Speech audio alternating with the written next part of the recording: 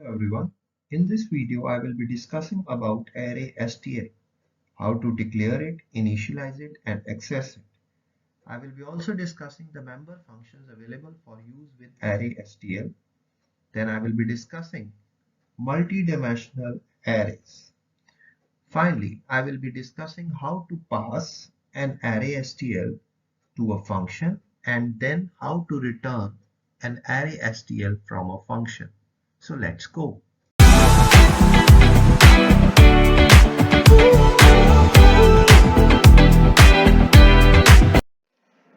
Hello everyone in this video I will be discussing about array STL. तो अभी तक हमने क्या कहते हैं वेक्टर्स के बारे में पढ़ा है, वेक्टर एसटीएल के बारे में।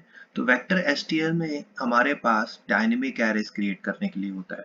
तो अगर हमने फिक्स साइज एरेज जैसे कि हम नॉर्मली एरेज करते आए हैं, तो C++11 में ये एसटीडी एरे इंट्रोड्यूस किया गया था। तो हम इसके बारे में इस वीडियो में डिस्कस करेंगे। अब एसटीडी एरे है क्या?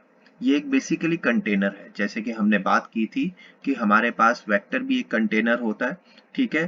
तो ये भी एक एसटीएल के अंदर कंटेनर्स होते हैं। तो इसमें ये सीक्वेंस कंटेनर है, ये है सीक्वेंस कंटेनर। जैसे कि हमारे पास वेक्टर होता है जो अभी हमें पिछली वीडियो में डिस्कस किया है, और ये एसटीएल यानी कि स्टैंडर्ड टेम्पलेट लाइब्रेरी का पार्ट है।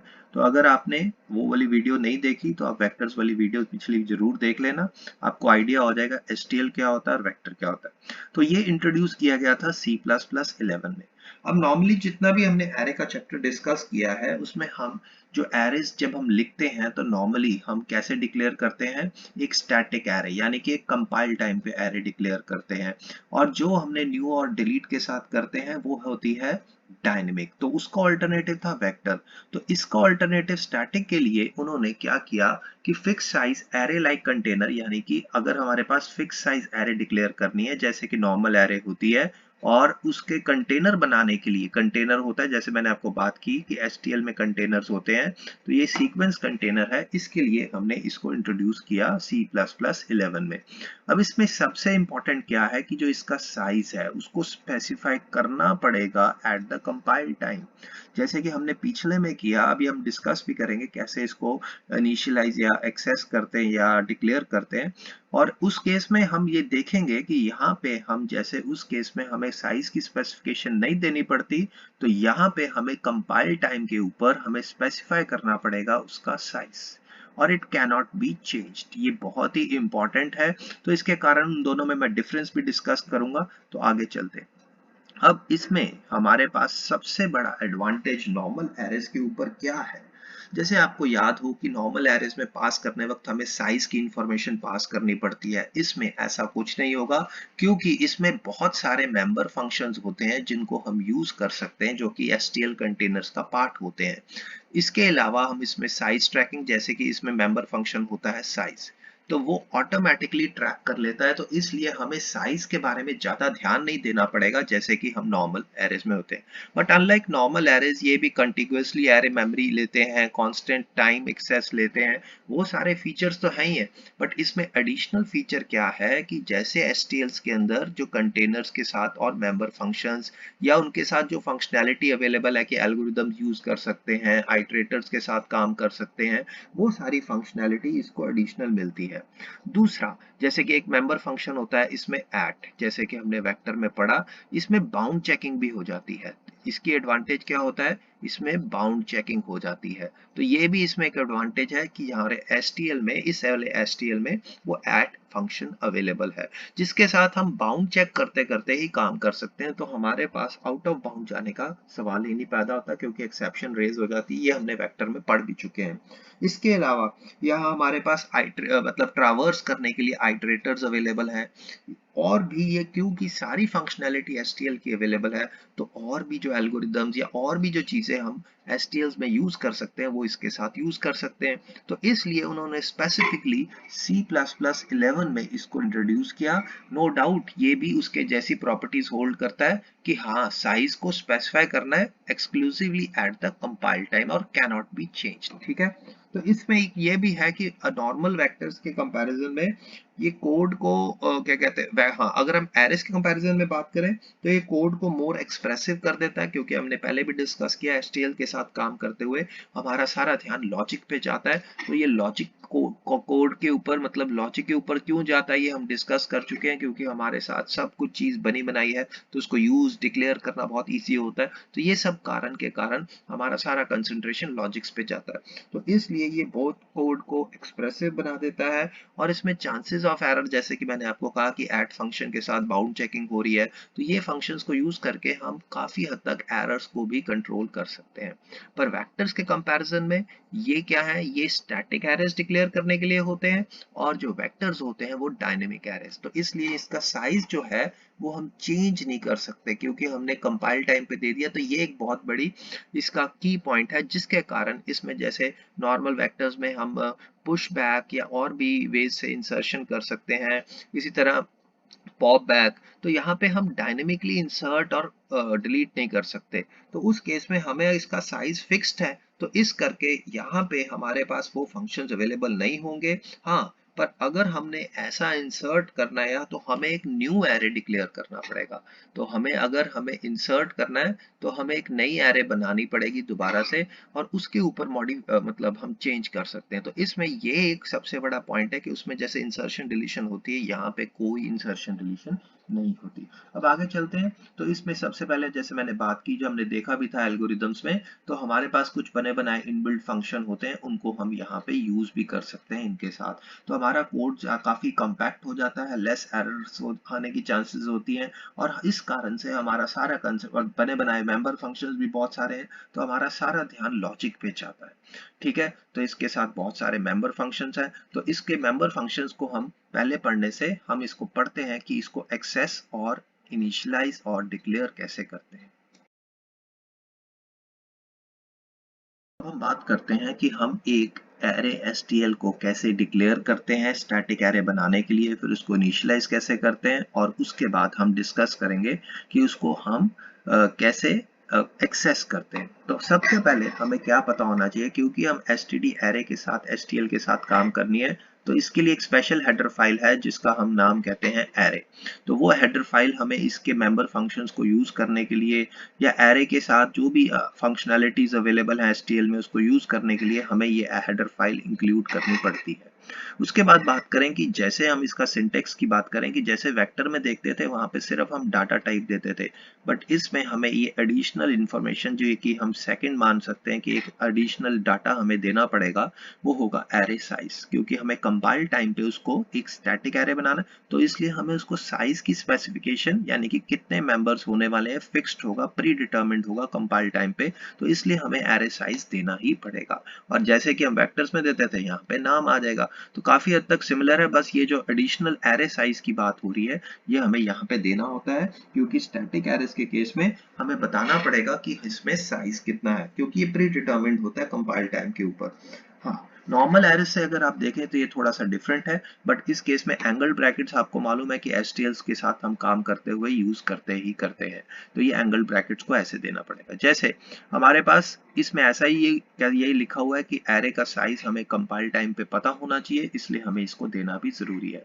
तो इसको नॉर्मली हम जैसे करते हैं, जैसे कि आप ये एग्जांपल में देख रहे हैं, ये हम एक इंटीजर एरे डिक्लेयर कर रहे हैं जिसमें 5 मेंबर्स होंगे। तो एक तरह से ये एक सीक्वेंस कंटेनर है। क्यों, कैसे पता लग रहा है, क्योंकि हमने इसके साथ हमने एसटीएल का सहारा लिया। अब ये यूज करना है तो हेडर फाइल में हमें ये यूज करना ही पड़ेगा। तो इस चीज का हमें ध्यान रखना है। जैसे कि नॉर्मल एरेस के केस में हमने अभी वेक्टर्स के केस में जैसे देखा, वैसे ही सब कुछ सेम है। अब जैसे इक्वल टू डाल के सीधा इनिशियलाइज करता हूँ, ठीक है, इनको अलग अलग भी कर सकते हैं इनिशियलाइज, जैसे कि आप यहाँ पे देख सकते हैं, ये हो गया डेक्लेरेशन और ये हो गया अलग से इनिशियलाइज। तो इस तरह से भी आप कर सकते हैं, ठीक है। उसके अलावा आपको मालूम है कि लिस्ट इनिशियलाइजेशन भी अवेलेबल होती है, इसमें हम ऐसे भी लिख सकते हैं। तो इस तरह से आप देख सकते हैं। हाँ, ये हो गई डिफॉल्ट वैल्यूज आ जाएंगी। इस केस में अगर हम खाली लगते हैं तो वहां पे इंटीजर की जो भी डिफॉल्ट वैल्यूज है उतने एलिमेंट्स यहाँ पे आ जाएंगे। तो ये जो 5 है ये इंडिकेटर बता रहा है कि इसमें एलिमेंट्स कितने होंगे। तो डिक्लेयर करने वक्त या इनिशियलाइज करने वक्त पहले डिक्लेयर किया अलग से, इनिशियलाइज अलग से किया तो ठीक है, नहीं तो अगर इकट्ठे कर रहे हैं तो ऐसे भी कर सकते हैं। तो वहां पे आपको ये साइज स्पेसिफिकेशन की इंफॉर्मेशन देनी पड़ती है। अब हम आगे चलते हैं कि और भी कॉमन वेज हैं, जैसे कि हम यहाँ पे देख सकते हैं कि हमने अगर स्ट्रिंग को बनाना है तो अब ये C++11 में स्ट्रिंग क्लास भी अवेलेबल है। तो यहाँ पे आप देख सकते हैं कि स्ट्रिंग के साथ भी यूज कर सकते हैं। अब यहाँ पे हमारे पास हमने एक स्ट्रिंग बता दिया, फ्रूट्स एरे बना ली। इसी तरह हमने करेक्टर एरे बनानी है। हाँ, अब इसमें करेक्टर एरे बना दी। अब एक इंपॉर्टेंट चीज मैं आपको बताना चाहता हूँ कि अगर आपने यहाँ पे 5 लिख दिया और एलिमेंट्स दिए यहाँ पे सिर्फ इनिशियलाइज करने वक्त 3, तो इस केस में जो उसको चाहिए 5, तो वो उस केस में लास्ट वाले एलिमेंट्स को जिस तरह की एरे है उसको इनिशियलाइज कर देगा 0.0 से, क्योंकि यहाँ पे हमने दी हुई है डबल, जो भी इसकी डिफॉल्ट वैल्यू होती है इससे इनिशियलाइज करेगा। तो प्रिंट ये 0 ही करता है, ये अब आप देख लेना उसको आउटपुट में। तो यहाँ पे ये चीज का ध्यान रखना है कि आपने जितना इनिशियलाइज किया उतने एलिमेंट्स इसने लेने ही है, और अगर उसकी वैल्यू नहीं दी तो उस केस में जैसे कि यहाँ पे आप देख रहे हैं थर्ड और फोर्थ, यानी कि मैं टोटल, मेरा मतलब है कि 0 से शुरू करें, 0 फर्स्ट सेकंड थर्ड और फोर्थ, टोटल 5 एलिमेंट इंडेक्स पे हो गए, तो उस केस में वो बाय डिफॉल्ट वैल्यूज को सेट हो जाता है। तो इस चीज का आपको ध्यान देखना होता है। अब इसको हम कोड के साथ करके देखते हैं। हम इस कोड में देखें, यहाँ पे हम STL के साथ काम कर रहे हैं, एरे STL के साथ। तो इसमें सबसे पहले हमने एरे को डिक्लेयर और इनिशियलाइज करना है। तो इनिशियलाइज करने के लिए हमने क्या लिखा है, एरे, उसके बाद एंगल ब्रैकेट शुरू हो गई हैं और उस एंगल ब्रैकेट्स में वो डाटा टाइप जिस टाइप का एरे होगा, कॉमा डाल के मैंने नंबर ऑफ एलिमेंट्स यहाँ पे इनिशियलाइज करने हैं जितने। तो यहाँ पे मैंने उस एरे का नाम लिख दिया है, ठीक है। अब क्योंकि ये मैं एरे STL के साथ काम कर रहा हूँ, या तो आप यहाँ पे इसको साथ ऐसे लिख दीजिए, पर क्योंकि मैंने को आपको मालूम है कि हमने नेम स्पेस इंक्लूड किया हुआ है तो इसकी जरूरत नहीं पड़ेगी। और दूसरा, क्योंकि इसमें सबसे इंपॉर्टेंट है, क्योंकि हम एरे STL के साथ काम कर रहे हैं तो हमें ये हेडर फाइल इंक्लूड करनी ही पड़ेगी। तो इस चीज का आपको ध्यान रखना है कि ये मिस नहीं होना चाहिए, नहीं तो वो एरर शो करेगा, या मेंबर फंक्शन जो आप ऐड करने जाओगे वो उसके बारे में कहेगा मुझे पता नहीं है। तो इस केस में हमने एरे को इनिशियलाइज और डिक्लेयर भी किया है, साथ में पहले डिक्लेयर किया है फिर इनिशियलाइज कराया है। इसको आप अलग अलग से भी कर सकते हैं। तो ये मैं अभी आपके फिलहाल इसके यहाँ पे कंसंट्रेशन नहीं कर रहा, बस आपको इंपॉर्टेंट क्या है कि यहाँ पे एंगल ब्रैकेट्स में जैसे वेक्टर के केस में सिर्फ इंट लिखते थे, यहाँ पे आपको साइज भी स्पेसिफाई करना पड़ेगा, क्योंकि कंपाइल टाइम पे कंपाइलर कहेगा मुझे पहले साइज बताओ फिर ही मैं चलूंगा। तो उसके अलावा यहाँ पे आपको मालूम है कि हम फॉर ईच लूप लगा के इसको एक्सेस कर रहे हैं। ऑटो हमने इसलिए लिखा है कि कल को अगर ये डबल में कन्वर्ट हो जाता है और इसी नाम का अगर एरे होता है, जैसे कि अगर मैं यहाँ पे डबल लिख दूंगा, तो यहाँ पे अगर मैं डबल भी लिख दूंगा और वैल्यूज डबल वाली दूंगा तो भी मुझे इस कोड में कोई चेंज ना करना पड़े। तो ये आपने पहले वीडियो में देखा हुआ है कि ऑटो की क्या इंपॉर्टेंस होती है, नहीं तो आपको वो वाली वीडियो भी देख सकते हैं। तो यहाँ पे हम बात करते हैं कि हमने सिंपल एक एरे डिक्लेयर करके उसको इनिशियलाइज कराया और बाद में एक्सेस करने के लिए उसके मेंबर्स को प्रिंट कराना है। तो प्रिंट के लिए हमने सिंपल एक सी आउट स्टेटमेंट लगाई है और जिसके अंदर हर एलिमेंट फॉर ईच लूप का वो प्रिंट कर देगा। और यहाँ पे हमने एम्परसेंड इसलिए लगाया क्योंकि एक रेफरेंस वेरिएबल के लिए हमने शो किया है। तो यहाँ पे अब हम आगे चलते हैं। कॉन्स्ट अभी आपको मालूम है कि अगर हम कोई चीज चेंज नहीं करना चाहते, तो इसको रन करके देखते हैं एक बार। ये देखिए ये वैल्यूज आ गई हैं। अब इसी तरह अगर मैं यहाँ पे डबल कर देता हूँ और यहाँ पे डबल वैल्यूज दे देता हूँ, तो यही मैं आपको बताना चाहता हूँ कि यहाँ पे कोई भी वैल्यूज आप देख सकते हैं।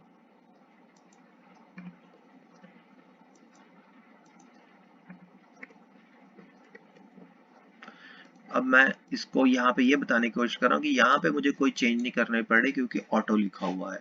अगर यहाँ पे पहले इंट लिखा होता तो यहाँ पे फिर मुझे डबल भी करना पड़ता। तो इसको एक बार चला के देखते हैं।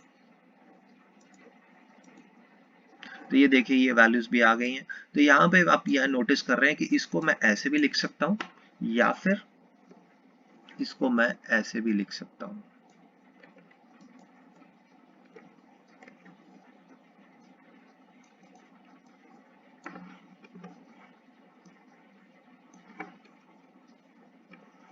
तो ये देखिए मैंने ये अलग अलग लाइन में इनिशियलाइज, ये डेक्लेरेशन हो गई, ये इनिशियलाइजेशन हो गई। तो इस तरह से भी ये काम कर सकता है। ठीक है। तो ये बोथ फेज चल रहा है, ठीक है। तो इस तरह से हम यहाँ पे इसको चला सकते हैं। तो ये एक तरीका है इनिशियलाइज करने का, ठीक है। ये चीज का आपको ध्यान रखना है। अब इसी तरह अगर आप इसको डिफॉल्ट वैल्यूज के साथ इनिशियलाइज करना चाहते हैं तो बट ऑब्वियस है कि आपको यहाँ पे एम्प्टी पैरेंथेसिस लिख दिया है, तो उस केस में यहाँ पे हमारे पास ये डिफॉल्ट वैल्यूज ले लेगा। तो जैसे ही आप एरे डिक्लेयर करोगे, क्योंकि इंटीजर एरे है तो इंटीजर की वैल्यूज आएंगी, जिस जिस टाइप की यूज करोगे उसकी डिफॉल्ट वैल्यूज भी आ जाएंगी। एक और तरीका जैसे मैंने आपके साथ डिस्कस किया कि अगर आप इसको यूनिफॉर्म जैसे हमने इनिशियलाइजेशन लिस्ट इनिशियलाइजेशन करनी हो तो इसके लिए हमें यहाँ पे 2 ब्रैकेट्स डालने पड़ते हैं। ये देखिए यहाँ पे डाल के ये भी चल पड़ता है, तो ये भी हम यूज कर सकते हैं इसको इनिशियलाइज कराने के लिए। और एक और तरीका है कि हम फॉर लूप के साथ भी इसको इंडिविजुअल मेंबर्स को इनिशियलाइज कर सकते हैं। हाँ, बट उस केस में यहाँ पे पहले से उस पर्टिकुलर का साइज या जो भी हमने इनिशियलाइज करना है, लेट अस से कि हमने इसको यहाँ पे इनिशियलाइज कर दिया, ठीक है। अब यहाँ पे हम इसको इनिशियलाइज करेंगे, ठीक है। तो यहाँ पे उस एलिमेंट की वैल्यूज को 1 से इंक्रीमेंट करके, तो इस तरीके से भी हम इसको कर सकते हैं। ये देखिए, तो ये वैल्यूज उसने वहां से उठाई माय अरे के केस में, और माय अरे से इसने यहाँ पे इनिशियलाइज कर दिया जो भी आई की वैल्यू थी। इस केस में आई की वैल्यू 0, 0 + 1 से लेके, तो ये साइज को पता लगने के लिए, हाँ, अगर आप ये इसकी जगह ऐसे लिखेंगे तो भी ठीक है।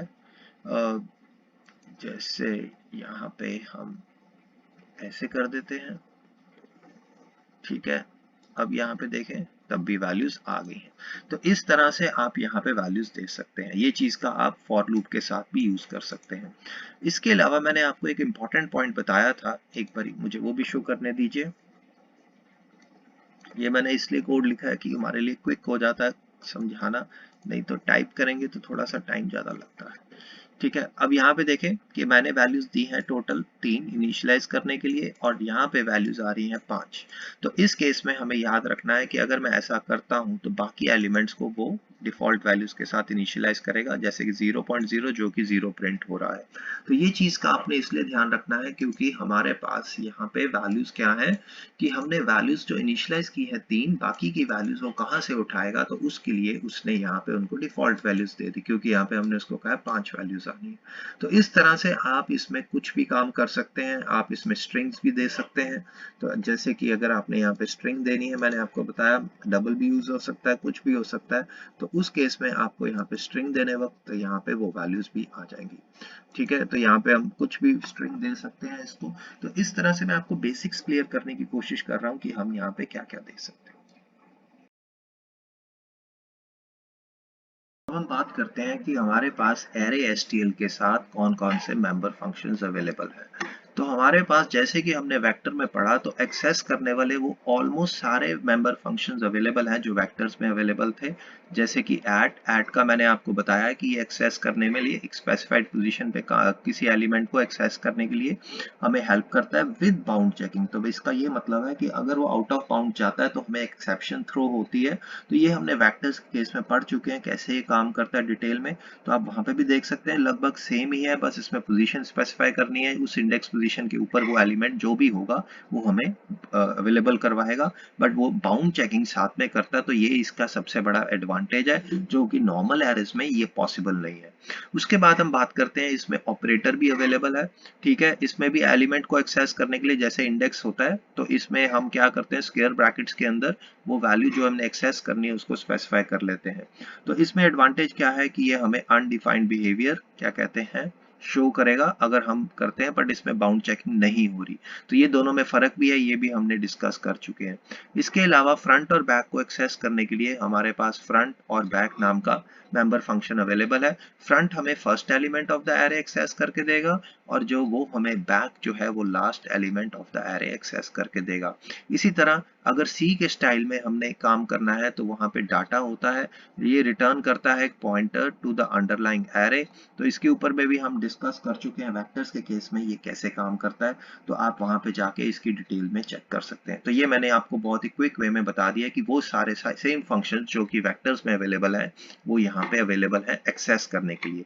पर मैंने यहाँ पे मॉडिफाई नहीं लिखा क्योंकि यहाँ पे अवेलेबल नहीं होते मॉडिफिकेशन के लिए, वो भी मैं डिस्कस करता हूँ। तो इसके अलावा यहाँ पे अवेलेबल जो और भी मेंबर फंक्शन है एम्प्टी, ये इंडिकेट करने के लिए कि whether this particular array is empty और नॉट। इसी तरह यहाँ पे सबसे इंपॉर्टेंट क्या है, साइज। साइज क्या करता है कि number of elements current in the array. अब ये एडवांटेजेस बहुत ज्यादा है, क्योंकि अगर आप फंक्शंस को, एरेस को पास करोगे तो नॉर्मल एरेस के केस में आपको साइज की इंफॉर्मेशन उसको बतानी पड़ती थी पहले। तो यहाँ पे क्योंकि वो अब एसटीएल ही सारा कुछ ट्रैक कर लेगा इंटरनली, और उसको एक्सेस करने के लिए हम साइज यूज कर सकते हैं, तो ये काफी डिफरेंस है। तो इसमें हमें सिर्फ सिर्फ एरे लिखना पड़ेगा, तो हमारा काफी हद तक रिजेंबल भी करता है। नहीं तो एक नॉर्मल नोविस बच्चे को पता ही नहीं चलता कि हम साइज के साथ साइज इंफॉर्मेशन क्यों पास कर रहे हैं जब हमने एरे ही पास करना है। तो ये लगभग कुछ हद तक ये जैसे नॉर्मल डाटा टाइप्स के साथ करते हैं, तो यहाँ पे भी ये क्योंकि डेराइव डाटा टाइप होती है एक तरह से, तो इस साइज में यहाँ पे हमें इंफॉर्मेशन नहीं देनी चाहिए नॉर्मल एरेज में।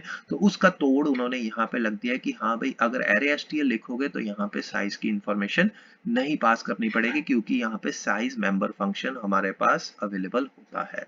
अब इसके बाद इसमें फिल एक बहुत इंपॉर्टेंट फंक्शन है, जो कि असाइन करता है एक specified value to all the elements. तो ये इनिशियलाइज करने के लिए तो हमने 0 लिख दिया, तो जैसे हमने देखा डिफॉल्ट इनिशियलाइजेशन करने के लिए। बट अगर आपने एक्सक्लूसिवली कोई वैल्यू देनी है तो आप फिल वैल्यू से फिल के बाद वैल्यू दे देते हैं, तो ये हमें इनिशियलाइजेशन में बहुत सारी मदद करता है। तो ये भी एक मेंबर फंक्शन है, जो कि हम एक्सक्लूसिवली एसटीडी एरे में तो यूज कर सकते हैं, पर वेक्टर्स में अवेलेबल नहीं है। फिर इसके अलावा बिगिन और एंड, ये हमने देखा कि आइटरेटर्स जब ट्रावर्स करते हैं तो फर्स्ट एलिमेंट के लिए या फर्स्ट इंडेक्स पोजीशन के लिए बिगिन होता है, फिर बिगिन प्लस 2, ऐसा करने के लिए हम किसी स्पेसिफिक पोजीशन से लेके एंड तक जाना चाहते हैं, तो उस तरह के लिए आइटरेटर्स यूज करने के लिए ट्रावर्सल में यूज होते हैं, जो कि एसटीएल का पार्ट है। तो इसमें भी हम क्योंकि एरे भी एसटीएल है, तो उसके साथ आइटरेटर्स भी यूज कर सकते हैं। फिर इसमें एक अवेलेबल है स्वैपिंग करने के लिए। तो अगर 2 कंटेनर्स को हमने स्वैप करना हो, वो हमने नो डाउट वेक्टर्स में भी देखा था, बट यहाँ पे भी अवेलेबल है। तो इन फंक्शंस को कैसे यूज करते हैं एरे के साथ, वो हम देखते हैं। अब हम इस कोड में देख रहे हैं use of different member functions with array STL. तो यहाँ पे हमने एक एरे डिक्लेयर किया हुआ है, जिसका नाम हमने माई एरे रखा हुआ है। अब इस माई एरे के अंदर हमने एक इंटीजर एरे इसको बनाया, तो बट ऑब्वियसली स्टैटिक एरे है, बट यूजिंग एसटीएल है, तो इसलिए एंगल्ड ब्रैकेट्स और साथ में हमने ऊपर हेडर फाइल इंक्लूड की हुई है। तो इस केस में हम देख सकते हैं हमने कुछ वैल्यूज के साथ इसको इनिशियलाइज किया, डिक्लेयर भी किया और इनिशियलाइज भी किया, जो हम डिस्कस कर चुके हैं। तो हम कुछ मेंबर फंक्शंस और उसकी कैसे यूज करना है उसको देख रहे हैं। तो ऐड के साथ हम एक स्पेसिफाइड इंडेक्स के ऊपर या तो हम ऐड यूज कर सकते हैं। ऐड का एडवांटेज क्या होता है कि ये बाउंड चेकिंग करता है, कि अगर आउट ऑफ बाउंड जाता है तो एक्सेप्शन थ्रो करता है, फिर हम उसको एक्सेप्शन हैंडलिंग से कैच कर सकते हैं। ये हम देख चुके हैं वेक्टर्स के केस में। इधर भी हम क्या कर रहे हैं कि यहाँ पे हम इंडेक्स ऑपरेटर यूज कर रहे हैं, पर इसमें इस तरीके से अगर हम एक्सेस करते हैं तो बाउंड चेकिंग नहीं होती। फिर फ्रंट से हम फ्रंट वाला एलिमेंट, बैक से हम लास्ट एलिमेंट, ठीक है। फिर हमें मालूम है कि अगर हमने बोला है कि अगर हमने किसी को पॉइंटर डिक्लेयर किया तो उसका जो डाटा है उस पॉइंटर का वो माई एरे डॉट डाटा के साथ, और बाद में हम pointer to the array underlying array वो रिटर्न करना चाहते हैं, या अगर हम कोई स्पेसिफिक एलिमेंट रिटर्न करना चाहते हैं, तो जैसे कि अगर मैं यहाँ पे मान लेता हूँ, यहाँ पे लिख देता हूँ 2, तो यहाँ पे मेरे पास वो पर्टिकुलर एलिमेंट आ जाएगा, ठीक है।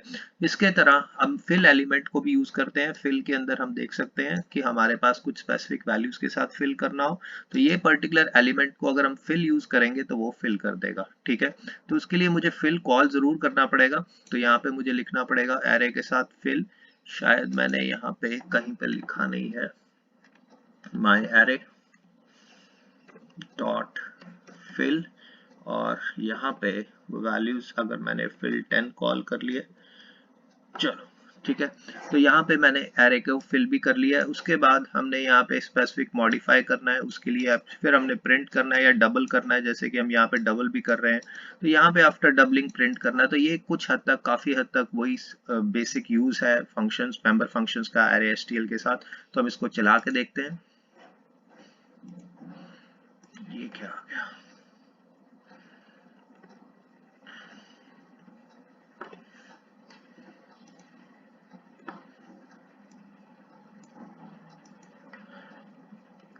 ओके, ये कुछ एरर हो गई थी। ओके, अब इसको चला के देखते हैं हम। तो यहाँ पे देखिए कि यहाँ पे सबसे पहले हम शुरू करते हैं ऐट से। ऐट में वो हमें क्या देगा, इंडेक्स नंबर 2 के ऊपर, तो पोजीशन नंबर 2 के ऊपर, जिसको हम कह सकते हैं तो 0 से शुरू होते हैं, आपको मालूम है कंटिन्यूअसली स्टोर होते हैं, तो फर्स्ट इंडेक्स 0 होता है, फिर 1, फिर 2, तो ये 2 दे दिया उसने। उसके बाद ये भी हमें 2 ही यानी कि 30 एलिमेंट दे रहा है। फिर हमने फ्रंट किया तो हमारे पास 10 आ गया, ये देखिए यहाँ पे 10 आ गया, ठीक है, क्योंकि हमने यहाँ पे फ्रंट लिखा हुआ है और इस एरे का फ्रंट क्या है 10। इसी तरह अगर हम बैक की बात करें तो बैक की वैल्यू हो गई 50 और यहाँ पे 50 आ गया, ठीक है। फिर हम आगे चलते हैं, हमने क्या किया, हमने सारे एलिमेंट्स को अंडरलाइन को एक्सेस करके एक पर्टिकुलर को एक्सेस करना है, जैसे कि हमने यहाँ पे लिखा, यानी कि इसके कंटेंट्स अगर लूप लगाएंगे तो उसमें सारे एलिमेंट्स एक एक करके यहाँ पे लूप एक आइटरेट कर ले, और उस पर्टिकुलर ट्रावर्स में मतलब उसको ऐसे ही आइटरेट करें कि ith एलिमेंट प्रिंट करना है, तो यहाँ पे आई लिख देंगे तो सारे हो जाएंगे। यहाँ पे मैंने पर्टिकुलर एक्सेस किया हुआ है। फिर फिल की बात करें, ये हम देखा था कि डिफॉल्ट वैल्यू 0 होती है, अगर आपने स्पेसिफिक वैल्यू से फिल करना हो तो डॉट फिल ऑपरेटर लगा के आपने देखा कि सारे के सारे एरे को हमने फिल कर दिया है, ठीक है। इसके बाद अगर हमने स्पेसिफिक एलिमेंट को रीअसाइन करना है, लेट अस से इसको हमने मॉडिफाई करना है, एक बार इसको रन करने से पहले मॉडिफाई ऐसा शो करे, हाँ। तो अगर हमने इसको मॉडिफाई करना है तो हमने इसको चेंज करना है, तो उस केस में यहाँ पे हमने 25 लिखा तो नहीं हुआ, हाँ। तो इस केस में हमारे पास ये मॉडिफाई कर देगा थर्ड एलिमेंट को, ठीक है। यहाँ पे हमें प्रिंट लगाना पड़ेगा, जैसे कि अगर हम यहाँ पे लगाएं कि ओके, एक सिंपल एक मैसेज प्रिंट कर देते हैं,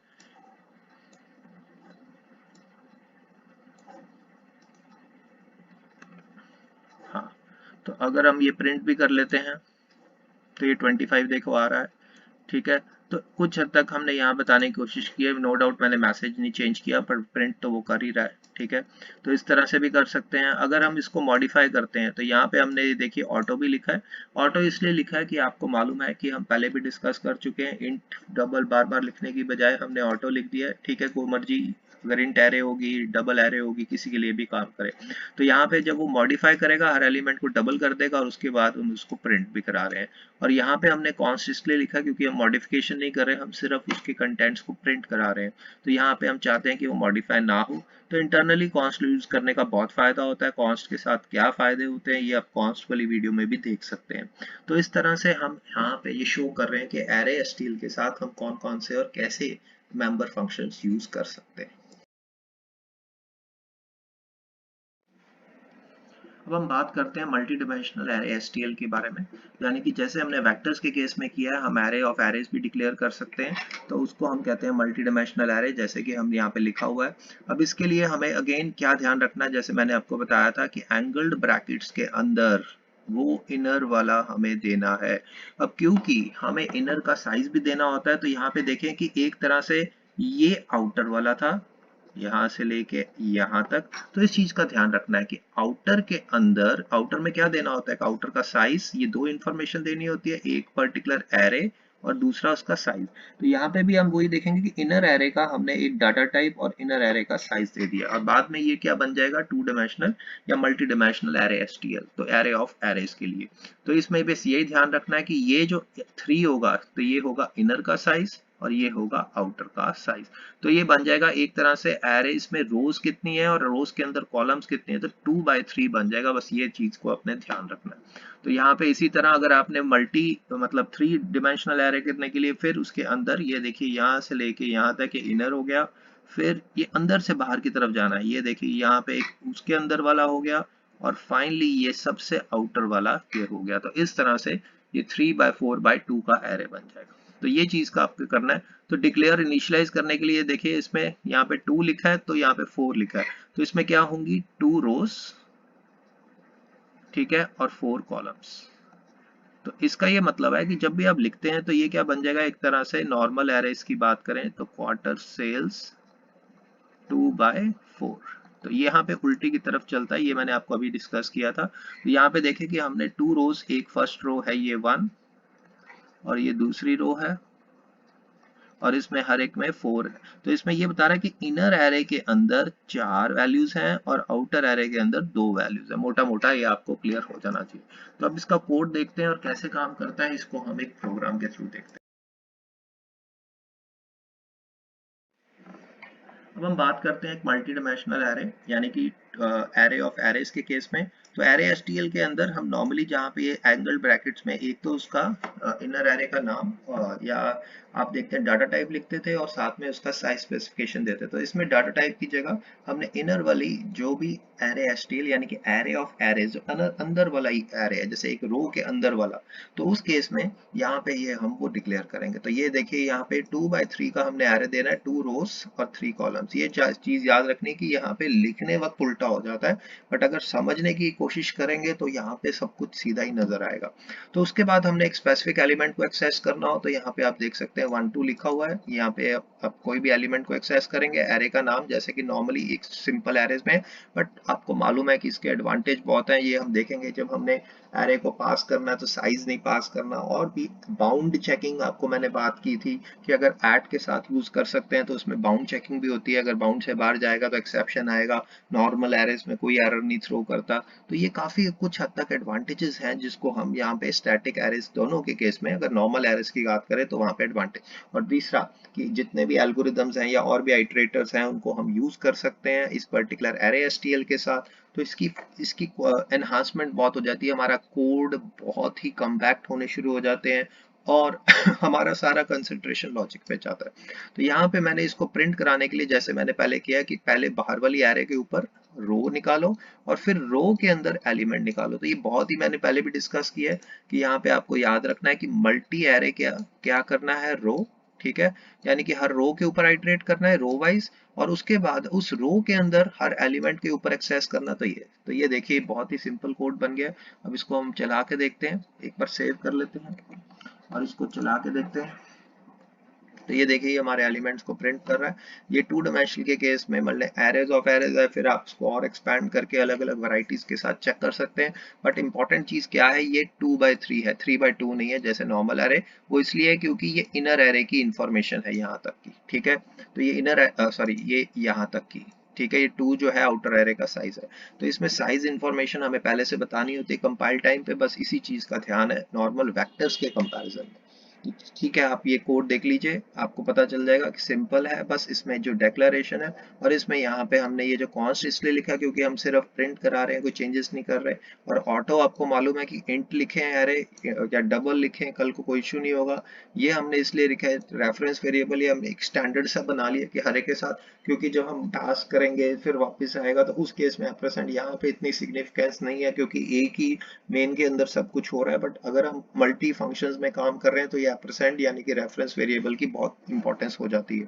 तो यहाँ पे हम आपको शो करने की कोशिश कर रहे हैं कि ये मल्टी डायमेंशनल के केस में कैसे इनिशियलाइज, डिक्लेयर और एक्सेस किया जाता है। अब हम बात करते हैं how to pass array to a function. Array का मतलब है एरे एसटीएल कैसे पास करते हैं। तो नॉर्मली हम एरे को जैसे एक पास करने के लिए हम by reference, by pointer, by value भी कर सकते हैं और बाय आइटरेटर भी कर सकते हैं। तो हम पहले देखते हैं कि बाय रेफरेंस कैसे करते हैं। ठीक है, तो अगर हम चाहते हैं कि हम कोई कॉपी को अवॉइड करना चाहें और फंक्शन रिसीव करे एक रेफरेंस, तो उस केस में हम इसको पास करते हैं बाय रेफरेंस। और रेफरेंस के लिए हमें इंडिकेट करना पड़ता है एम्परसैंड ऑपरेटर। कॉन्स्ट तब हम लिखते हैं जब हमारे पास जो वैल्यू है वो मॉडिफाई नहीं होनी, जैसे कि हमने कोई वैल्यू भेजी और उसको सिर्फ प्रिंट करा दिया या डिस्प्ले करा दिया, तो उस केस में हमें कॉन्स्ट लिखना बेटर रहता है। और दूसरा कि इसमें क्योंकि हमने रेफरेंस से पास करना है तो एक कॉपी नहीं जा रही क्योंकि कॉपी, हाँ, अगर हम ये नहीं लगाएंगे, अगर हम ये नहीं लगाते तो ये बन जाएगा बाय वैल्यू। बाय वैल्यू के केस में क्या जाती है, कॉपी। तो कॉपी के केस में ओवरहेड बहुत जो जाता है, अगर लार्ज एरेज पास कर रहे हैं तो उसको अवॉइड करने के लिए हम बेटर प्रेफर करते हैं बाय रेफरेंस। और बाय रेफरेंस के केस में सबसे बड़ा एडवांटेज क्या होता है, फंक्शन रिसीव्स अ रेफरेंस। तो रेफरेंस का एडवांटेज ये क्या है कि हमारी जो कॉपी के केस में ओवरहेड होता है कॉपिंग के केस में, वो अवॉइड हम कर सकते हैं। तो ये चीज का आपको ध्यान रखना है, चाहे वो 1 डायमेंशनल हो या 2 डायमेंशनल हो, हमें उसको पास करने। हाँ, और दूसरी इंपॉर्टेंट चीज कि बाय रेफरेंस को पास करते हुए ये चेंजेस रिफ्लेक्ट बैक हो जाती है। तो जैसे हमने वेक्टर के केस में किया था, बस इसमें हम यहाँ पे हमने रिप्लेस कर दिया है वेक्टर की जगह ये पर्टिकुलर एरे एसटीएल का जो भी हमने एरे डिक्लेयर किया है स्टैटिक एरे, और इसके लिए हम बाकी सब कुछ सेम है। और यहाँ पे जब हमने फंक्शन कॉल करनी है, सबसे इंपॉर्टेंट चीज आप नोटिस कीजिए कि यहाँ पे अनलाइक नॉर्मल एरेज जहाँ पे हमें साइज इंफॉर्मेशन भी पास करनी पड़ती है, यहाँ पे हम only name of the array pass कर रहे हैं। ओनली नेम इसलिए है क्योंकि इसमें जो साइज की इंफॉर्मेशन है ये इसका मेंबर फंक्शन साइज के थ्रू एक्सेस कर लेगा, तो इसलिए ये इंफॉर्मेशन हम यहाँ पे सिर्फ माई एरे यानी कि name of the array pass कर रहे हैं। ये सबसे बड़ी इसकी सिग्निफिकेंस है। तो इसी तरह हम यहाँ पे 2D वेक्टर्स या मल्टी डिमेंशनल वेक्टर्स की केस में कर सकते हैं। तो इसका हम कोड देखते हैं ये कैसे काम करता है। अब इस कोड में आप देख सकते हैं हमने सबसे पहले एक फंक्शन बनाया हुआ है, ठीक है। इस फंक्शन का नाम है प्रिंट एरे, ठीक है, जो हमने रख दिया है। और इसके जो आर्ग्यूमेंट है इसके अंदर ये शो कर रहा है कि इसको एक एरे रिसीव हो रही है, और वो एरे किस टाइप की है, एरे एसटीएल की, ठीक है। यहाँ पे हमने बाय रेफरेंस पास किया है तो इसलिए हमने एंड ऑपरेटर लगा दिया है, और कॉन्स्ट इसलिए लिखा है क्योंकि हम मॉडिफिकेशन नहीं कर रहे तो हमें कॉन्स्ट लिखना बेटर होता है, ठीक है। और उसके बाद हमने किया क्या है कि हमने मेन फंक्शन में एक एरे एसटीएल के थ्रू एक वन डायमेंशनल एरे डिक्लेयर कर दी, यानी कि स्टैटिक एरे है। ये इंट एरे है और इसके साथ इसके 5 एलिमेंट्स हैं। 5 एलिमेंट्स को हमने इनिशियलाइज कर दिया, ये हम पहले कर चुके हैं। बाद में उस फंक्शन को कॉल किया गया और फंक्शन को कॉल करने के बाद उस पर्टिकुलर एरे को पास कर दिया गया। अब जो रिसीविंग पैरामीटर होगा वो भी क्या होगा, इसके कॉरस्पॉन्डिंग एरे और एंगल ब्रैकेट्स में, क्योंकि एसटीएल है तो इसमें ऐसे, और एसटीएल है इसलिए भी आप नोटिस करें कि यहाँ पे हमें साइज की इंफॉर्मेशन पास करने की जरूरत नहीं पड़ रही। तो यहाँ पे अगर हमने ये जो फॉर ईच लूप लिखी है तो इसलिए भी काम कर रहा है, नहीं तो हमें डॉट साइज करके इसको एक्सेस कर सकते थे नॉर्मल लूप्स के थ्रू, तो वो भी हम काम कर सकते हैं। तो यहाँ पे इसको हम जब बाय रेफरेंस पास करते हैं तो यहाँ पे आप ये भी देखें,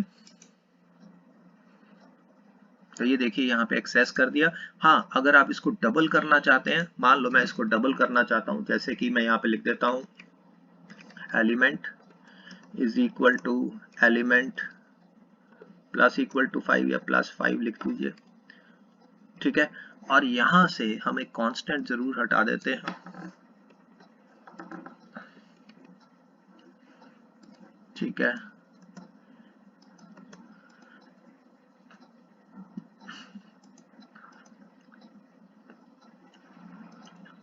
तो यहाँ पे हमारे पास एक बार सेव कर लेते हैं, इसमें कोई गलती तो नहीं रह गई। एलिमेंट शुड बी कॉन्स्ट, ये कॉन्स्ट हटा देते हैं।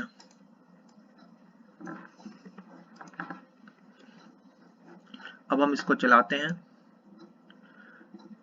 तो ये देखिए मॉडिफाई भी हो गया। हाँ, अगर हम इसको यहाँ पे कॉन्स्ट रहने देते, ठीक है। हाँ, ये जब पास हो रहा है तो इसमें हम मॉडिफिकेशंस रिफ्लेक्ट बैक करना चाहते हैं, तो इस केस में भी हमारे पास देखें कि यहाँ पे प्रिंट हो रहा है। और अगर हम यही चीज उठा के यहाँ पे लिख देते हैं, एक बारी मैं दोबारा यहाँ पे भी लिख सकता हूँ, यहाँ पे इस एरे का नाम, ये मैं आपको बताने जा रहा हूँ कॉन्स्ट का क्या फर्क पड़ने वाला है, ठीक है। अब ये देखिए कि हाँ, अब यहाँ पे देखिए कि मैंने जब इसको पास किया तो एक ओरिजिनल यहाँ पे मॉडिफाई दोबारा प्रिंट होके यहाँ पे प्रिंट हो गया, यहाँ पे 20 हो गए शुरू, ठीक है, इसलिए क्योंकि 5 और ऐड हो गए।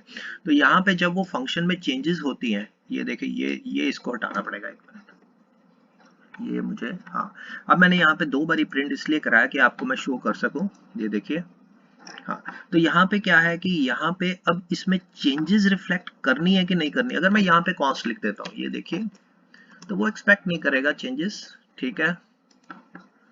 तो वो देखिए वो मुझे एरर दे रहा है, ठीक है, वो कहता है चेंज क्यों कर रहे हो। बट अगर मैं इसको हटाता हूँ तो मैं इसमें चेंजेस कर सकता हूँ। तो कॉस्ट प्रेफरेबली तभी होगा जब मुझे इसको मॉडिफाई नहीं करना। और अगर मैं इसको ये हटा देता हूँ तो ये बाय रेफरेंस की जगह बाय वैल्यू पर बन जाता है, काम तो करेगा, ये देखिए काम तो कर रहा है। बट इसमें क्या है कि चेंजेस रिफ्लेक्ट नहीं हो रही। यहाँ पे आप नोटिस कीजिए बाय वैल्यू के केस में चेंजेस रिफ्लेक्ट नहीं हो रही, ये बड़ा इंपॉर्टेंट पॉइंट है। बाय रेफरेंस करने से ही यहाँ पे चेंजेस रिफ्लेक्ट होंगी। तो ये देखिए मैंने यहाँ पे एक बार दोबारा बाय चेंजेस बाय रेफरेंस, तो ये देखिए चेंजेस रिफ्लेक्ट बैक हो रही हैं। और कॉस्ट की भी सिग्निफिकेंस आपके साथ डिस्कस कर लिया। तो ये चीज आपने ध्यान रखनी है कि बाय रेफरेंस पास करना है कि बाय कॉस्ट, तो सॉरी बाय वैल्यू। तो बाय वैल्यू इतना ज्यादा फायदेमंद नहीं होता क्योंकि अक्सर आप चेंजेस करते ही हैं, और अगर चेंजेस नहीं भी करते फिर भी आपकी कॉपी जारी है, तो कॉपी के केस में ओवरहेड को अवॉइड करना है, तो इसलिए बाय रेफरेंस हमेशा प्रेफरेबल होता है। अब हम बात करने जा रहे हैं कि एक और तरीका है बाय पॉइंटर पास करने का। अभी हमने डिस्कस किया बाय वैल्यू और बाय रेफरेंस, तो एक और तरीका है, you can pass an array by pointer. तो इसमें कुछ नहीं करना, इसमें क्या है कि आप यहाँ पे देखें कि हमने उसका एड्रेस पास कर दिया। अब क्योंकि एड्रेस पास किया है, जैसे कि हमने यहाँ पे लिखा हुआ है एम्परसैंड ऑपरेटर, इस एरे का एड्रेस पास किया है, तो इसके कॉरस्पॉन्डिंग जो रिसीविंग पैरामीटर होगा उसमें हमें पॉइंटर लगाना पड़ता है। ये तो आपने अगर, चलो अभी पॉइंटर नहीं पढ़ा, पॉइंटर में आएगा तो हम पढ़ लेंगे। तो यहाँ पे इसको रिसीविंग के लिए मुझे पॉइंटर लगाना ही पड़ेगा, तो इस चीज का ध्यान रखना है। बाकी सब कुछ जैसे कि एरे एसटीएल, हमने यहाँ पे इसको किस टाइप का था, नॉर्मली में हम इंट लिख देते हैं, यहाँ पे एरे एसटीएल है तो हमने एरे एसटीएल लिख दिया।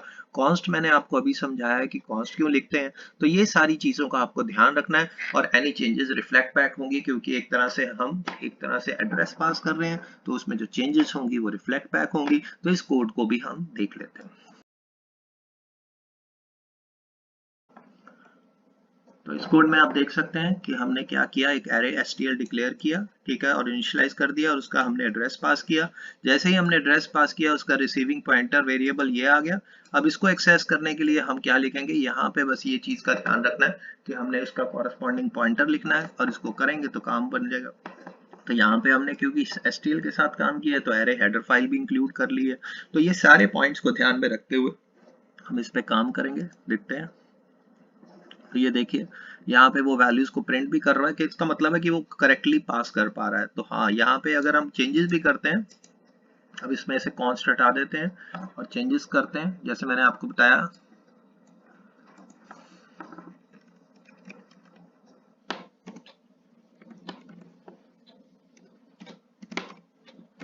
ठीक है, बट उस केस में मुझे यहाँ पे दोबारा इसको प्रिंट करना पड़ेगा, ताकि मैं आपको दिखा सकूं कि चेंजेस रिफ्लेक्ट बैक हो रहे हैं। इसको हटा देते हैं, और मेरी एरे का नाम है माय एरे, ठीक है। अब इसके ऊपर काम करते हैं, तो यहाँ पे हम क्या करेंगे, चेंजेस रिफ्लेक्ट बैक हो जाएंगे। तो ये देखिए, दोनों में चेंजेस रिफ्लेक्ट बैक हो गए। तो ये भी एक तरीका है बाय पॉइंटर, ठीक है। तो यहाँ पे हम क्या कर रहे हैं कि जो चेंजेस यहाँ पे हो रहे हैं उसको रिफ्लेक्ट ओरिजिनल में करने के लिए ये भी एक तरीका है। तो यहाँ पे बस इंपॉर्टेंट क्या है कि जब भी पास करना है, % लगाना है, ये इसका एड्रेस लेगा, और एड्रेस को रिसीव करने के लिए पॉइंटर होता है, क्योंकि pointers basically store the address. तो उसको रेफरेंस करने के लिए हम डी रेफरेंस करेंगे, तो उसके लिए डी रेफरेंस ऑपरेटर की तरह यहाँ पे काम कर रहा है। ओके, अब एरे को पास करने का एक और है कि तरीका, जिसके थ्रू हम आइटरेटर्स के थ्रू भी पास कर सकते हैं, ठीक है। हम आइटरेटर्स का फायदा क्या होता है, हम स्पेसिफिक रेंज ऑफ एलिमेंट्स को ही पास करना चाहते हैं। मतलब सारे एलिमेंट्स की जगह हम, अगर हम कोई पोर्शन या स्पेसिफिक लिस्ट, या मतलब एक एरे के अंदर से कुछ स्पेसिफिक एलिमेंट्स कॉपी करना चाहते हैं, तो उसके लिए, जैसे कि इस केस में हमारे पास एक एरे एसटीएल गिवन है। अब इस केस के लिए हमने क्या करना है कि इस एरे के बिगिन से लेके एक प्लस, यानी कि यहां से लेके हमने एंड के एक माइनस, तो यहां तक हमने अगर कॉपी करना है, मतलब हमने कॉपी करने एक स्पेसिफिक पोर्शन या स्पेसिफिक रेंज ऑफ एलिमेंट्स, तो उस केस में हमें यहाँ पे आइटरेटर्स, अब बट ऑब्वियसली आइटरेटर्स पास हो रहे हैं, तो इनको रिसीविंग पैरामीटर्स के कॉरस्पॉन्डिंग टाइप भी हमने आइटरेटर लिखी हुई है। और आइटरेटर के लिए आपको पहले से उसको बताना पड़ता है कि आइटरेटर की टाइप क्या है। तो यहाँ पे हमने ऑटो इंट लिख दिया है, और इसमें एक लूप लगा के हम उसको एक्सेस कर लेंगे। तो ये चीज तब काम आती है जब आपने स्पेसिफिक रेंज ऑफ एलिमेंट्स, जैसे कि लिखा हुआ है, या पोर्शन ऑफ एलिमेंट्स की बात करनी हो। उस केस में हम क्या करते हैं कि हम आइटरेटर्स के थ्रू पास करते हैं। उसमें एडवांटेज ये होता है कि हम स्पेसिफिक कुछ एलिमेंट्स, यानी कि उस पर्टिकुलर पूरी एरे में से पास कर सकते हैं। अब इसका कोड देखते हैं।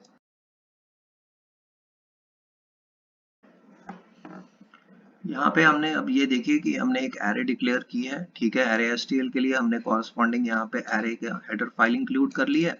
अब इसके बाद हमने इसको पास करना है स्पेसिफिक रेंज ऑफ एलिमेंट्स। तो यहाँ पे देखिए कि इस एरे का बिगिन से एक प्लस और एंड से एक माइनस तक वैल्यूज को पास करना है, ये चीज का आपको ध्यान रखना है।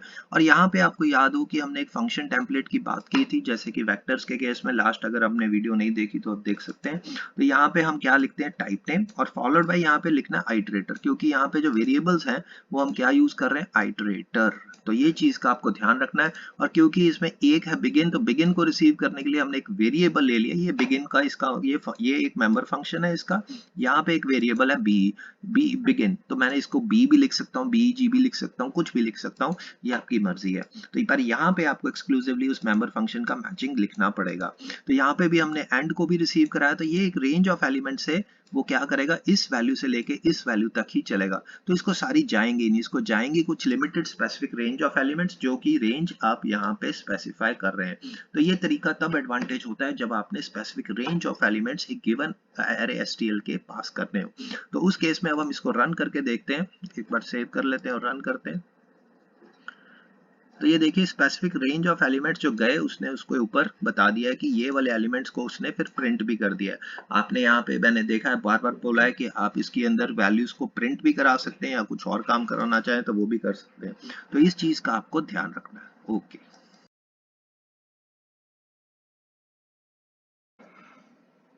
अब जैसे हम देखते हैं कि हम फंक्शंस को पास कर सकते हैं एक पर्टिकुलर एरे एसटीएल, तो इसी तरह हम एरे एसटीएल को रिटर्न भी करवा सकते हैं फंक्शन से। जब हमने कुछ पर्टिकुलर एलिमेंट्स मतलब एरे पूरा एसटीएल पास करवाना है, तो पास करा के हम रिटर्न कैसे कराएंगे, इसको देखते हैं। ये लगभग आपने अगर वेक्टर्स में नोटिस किया हो तो हम सब कुछ सिमिलर से चल रहे हैं, बट इसमें declaration of array STL is quite different, और दूसरा ये कंपाइल टाइम पे इसकी इंफॉर्मेशन साइज की जा रही होती है। तो यहाँ पे बस आपने यहाँ ध्यान रखना है कि ये देखिए एक फंक्शन बनाया। अब इसमें क्योंकि रिटर्न करना है, तो रिटर्न टाइप इस फंक्शन की क्या है, एरे एसटीएल। ये इंपॉर्टेंट होता है, ये फंक्शन का नाम हो गया, इसके कोई पैरामीटर नहीं गए, तो इसलिए कुछ पास नहीं किया। तो इसलिए हमने क्रिएट जब किया, तो यहाँ से वो फाइनली इसकी टाइप, यानी कि ये जो वेरिएबल पास वापस आएगा, ये किस टाइप का है हमने पहले से बता दिया, एरे। तो इसलिए ये मैच करने चाहिए। ये आपको फंक्शंस के चैप्टर में हम डिस्कस कर चुके हैं कि हमारी रिटर्न टाइप और जो यहाँ पे रिटर्न कर रहे हैं उस वो वेरिएबल की जो टाइप होती है वो मैच करनी चाहिए। तो ये बहुत ही सिंपल है, यहाँ पे हमने सिंपल एक फंक्शन को कॉल किया, और इसकी रिटर्न टाइप क्योंकि एरे एसटीएल है, तो वो हमें वेरिएबल जो रिटर्न कर रहे हैं उस वो वेरिएबल, जैसे ये वेरिएबल हम रिटर्न कर रहे हैं, तो इसकी टाइप भी यहाँ पे एरे एसटीएल ही होनी चाहिए। तो ये चीज का आपको ध्यान रखना है। अब बट ऑब्वियस जब रिटर्न होगा तो वो रिसीव करेगा कोई, तो रिसीव कौन करेगा, रिजल्ट एरे, और उसकी भी टाइप मैच करनी चाहिए। तो इन चीजों का ध्यान रखते हुए आप रिटर्न भी करवा सकते हैं एक एरे एसटीएल को एक फंक्शन से। तो इस चीज को ध्यान में रखते हुए, हाँ, तो इसमें अगर हम कॉन्स्ट भी यूज कर सकते हैं, तो अगर आपको अननेसेसरी कॉपिंग अवॉइड करनी है, तो इसको अब हम देखते हैं ये कैसे काम करता है। अब हम यहाँ पे कोड में देखना है कि हमारे पास एक फंक्शन रिटर्न कैसे करता है। तो इसमें हमने क्या किया कि हमने कुछ पास भी किया। तो हमने सबसे पहले एक एरे एसटीएल डिक्लेयर किया और इसको हमने इनिशियलाइज भी कर दिया कुछ वैल्यूज के साथ। अब इस वैल्यू को हमने पास भी किया है, यहाँ पे आप देख सकते हैं कि हमने ओरिजिनल एरे इसको पास भी की है और उसमें रिटर्न भी कराई है। अब रिटर्न करा के बट ऑब्वियस रिसीविंग जो वैल्यू जो रिसीव होगी वो एक वेरिएबल में होगी, और वो वेरिएबल की टाइप भी हमने एरे एसटीएल ही लिख दी है। तो यहाँ पे हमारे पास ये बताने की कोशिश की है कि हमने एक फंक्शन बना दिया डबल एरे, जो उसकी वैल्यूज को डबल करेगा और उसको रिसीव भी कराएगा। इसी तरह ओरिजिनल एरे यहाँ पे आप नोटिस कर सकते हैं कि यहाँ पे हमने उसको पास किया, और क्योंकि यहाँ पे हमने सिर्फ प्रिंट कराना है, तो यहाँ पे आप देख सकते हैं कि हमें उसकी कोई वैल्यू रिटर्न नहीं करानी, सिंपल वहीं पे प्रिंट करा दे। तो यहाँ पे इसकी रिटर्न टाइप वॉइड होनी चाहिए। तो इन फंक्शंस को देखते हैं, पहले प्रिंट एरे। ये देखिए यहाँ पे हमने इसको एक एरे एसटीएल पास करना है बाय रेफरेंस, और उसको फाइनली हमने प्रिंट करा देना है।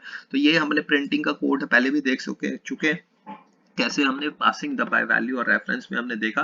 तो उस केस में क्योंकि ये रिटर्न नहीं करेगा, यहीं पे प्रिंट करेगा, तो इसकी रिटर्न टाइप वॉइड आ जाएगी। ठीक है, और दूसरा है वो डबल कर रहा है, तो ये भी इंपॉर्टेंट है। यहाँ पे हम कॉस्ट लिख रहे हैं, पर यहाँ पे क्योंकि वो डबल करेगा, तो उस केस में हमें यहाँ पे इसको ध्यान रखना है कि अंदर हमें कॉस्ट लिखने की जरूरत नहीं है। हाँ, पास तो हमने कॉस्ट कर दिया, पर उसमें चेंजेस कर रहे हैं। तो यहाँ पे इंपॉर्टेंट क्या है कि हमने सबसे पहले इसको रिसीव कराना है। तो रिसीव के लिए इनपुट एरे ये रिसीव करेगा, क्योंकि उसके रास्ते में हम उसको चेंज नहीं कर रहे। ठीक है, तो उस केस में यहाँ पे हमारे पास क्या होगा, हाँ, अगर ये कॉस्ट इसलिए लिखा है कि हम उसमें चेंजेस रिफ्लेक्ट बैक, मतलब एंड एप्रेसेंट इसलिए लिखा है कि हम चेंजेस रिफ्लेक्ट बैक कर दें, पर कॉन्स्ट है कि हम उसकी वैल्यूज को मॉडिफाई नहीं कर रहे।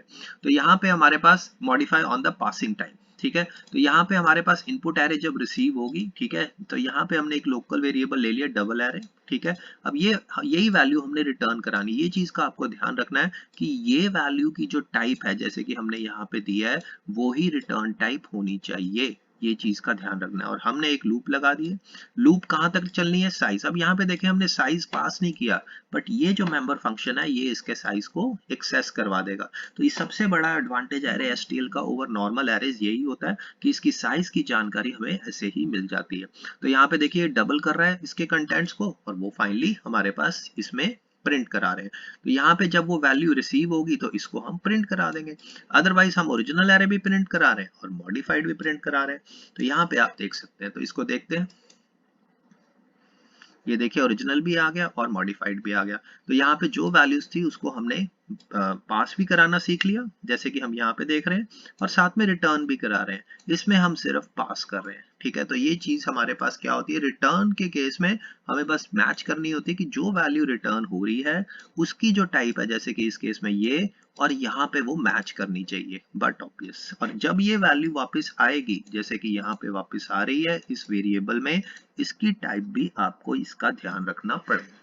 तो ये चीजों का ध्यान रखते हुए आप कोई भी फंक्शन बनाएं तो ये चीजों का ध्यान रखें, आपकी कभी टाइप मिसमैच एरर जो फंक्शंस के केस में होती है वो नहीं आएगी।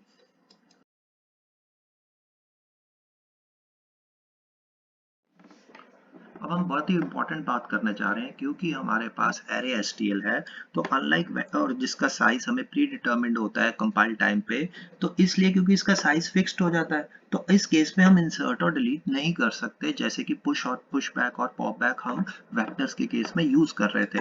तो इसमें हम कैसे इंसर्ट करें, कैसे डिलीट करें, क्योंकि ये साइज ही फिक्स्ड है। तो उस केस के लिए अगर हमने इसको मॉडिफाई करना है, जैसे कि हमने एरे एसटीएल डिक्लेयर किया है, उसकी कुछ वैल्यूज को हमने इनिशियलाइज कर दिया है, तो अगर हमने इसको मॉडिफाई करना है तो हमें पूरे का पूरा एरे ही मॉडिफाई करना पड़ेगा। हम इंसर्ट या डिलीट एक्सक्लूसिवली नहीं कर सकते।